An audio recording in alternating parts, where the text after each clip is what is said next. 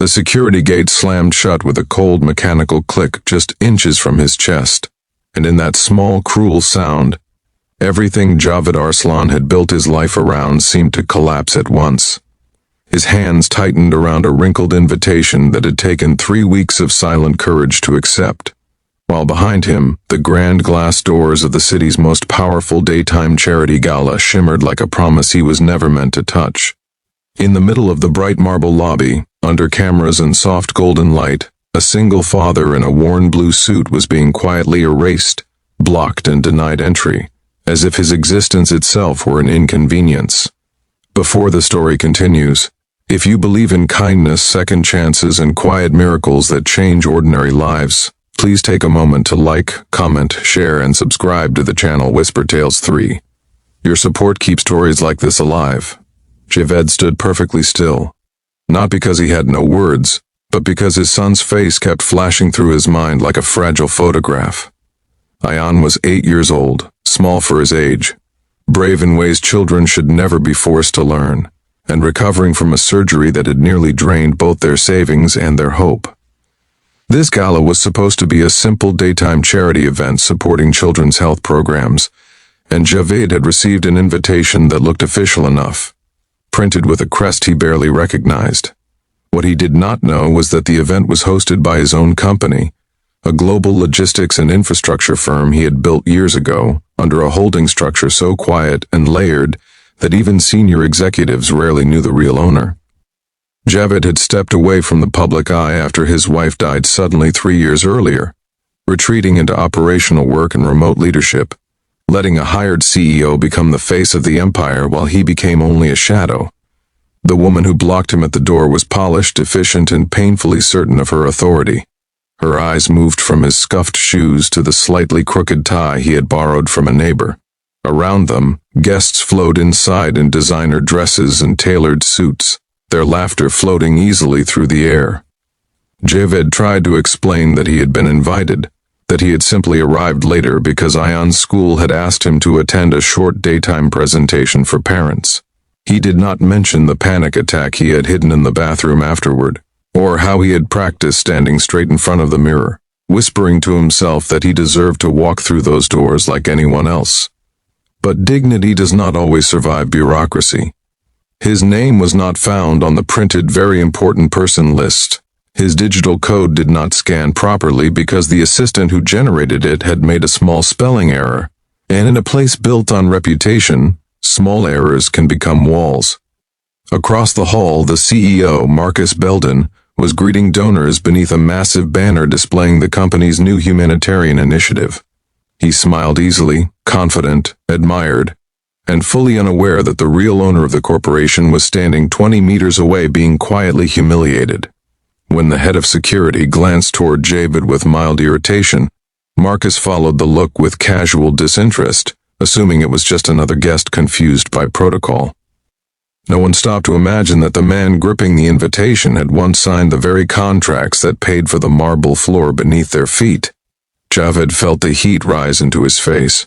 The soft humiliation burned deeper because it happened in daylight, under chandeliers and open windows, where nothing could hide. He could walk away. He almost did. He had already learned how to disappear politely from rooms that were too heavy with memories of the life he used to have. But then his phone vibrated gently in his pocket. A message from the school nurse appeared on the screen. Ayan was feeling dizzy again but refusing to go home early because he wanted to show his father the drawing he had made in art class. That message steadied Javed more than any motivational speech ever could. He took one slow breath, lifted his head, and asked calmly if there was a supervisor who could verify the invitation directly with the organizing office. His voice did not shake. It surprised even him. The request delayed the line. A few irritated guests sighed. Someone whispered something unkind behind him.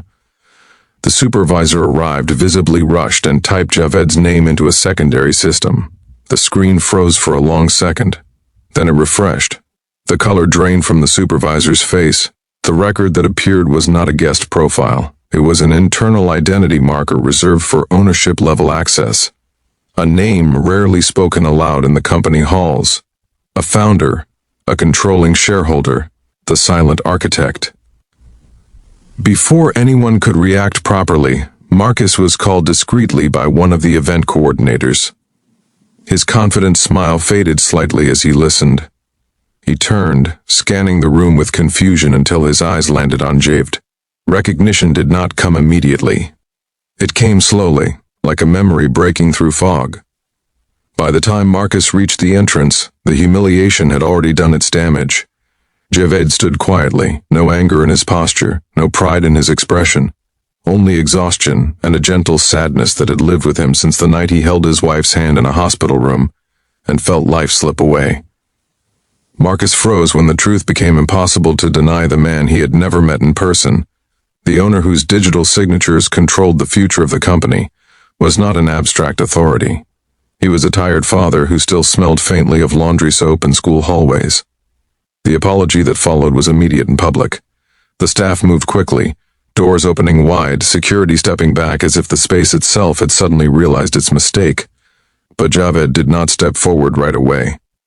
He looked at the open entrance, then at the banner overhead promising opportunity and compassion. He asked for one quiet thing. He asked whether the children's program funded by today's gala would include follow-up support for families after surgery, not just emergency care.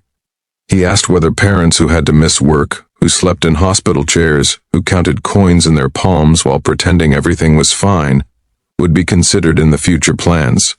The silence that followed was heavier than any confrontation could have been. Marcus answered honestly, "No, not yet." Javed nodded slowly. Then he walked inside. What happened next was not dramatic in the way headlines love. There were no speeches from a stage, no sudden revelations to the crowd. But within hours, internal directives quietly shifted. Funding allocations were adjusted. A new family support division was authorized on the spot. Transportation assistance, counseling access, temporary income support for caregivers, and education partnerships were added to the program structure before the gala even ended. By the time Javed left the building in the warm afternoon light, the company he had created no longer felt like a distant machine. It felt like something alive again, something capable of healing. He did not stay for photographs. He did not network. He walked straight to Ayan's school. His son ran into his arms in the bright hallway, waving a colorful drawing of two uneven stick figures standing under a wide yellow sun. One was labeled Baba. The other was me. Above them, written carefully in slow, crooked letters, were the words, "We are strong." Javed closed his eyes and held him, right there between backpacks and bulletin boards in ordinary life. If this story touched your heart, if it reminded you that compassion does not wear titles and dignity cannot be measured by clothing or access cards, please take a moment now to like, comment, share, and subscribe to Whisper Tales 3.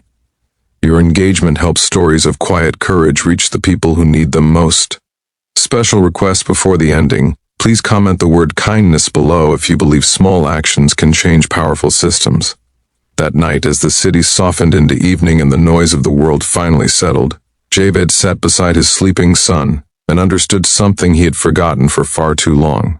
True leadership does not walk through the front doors first. It waits outside with the people who are still trying to find their way in.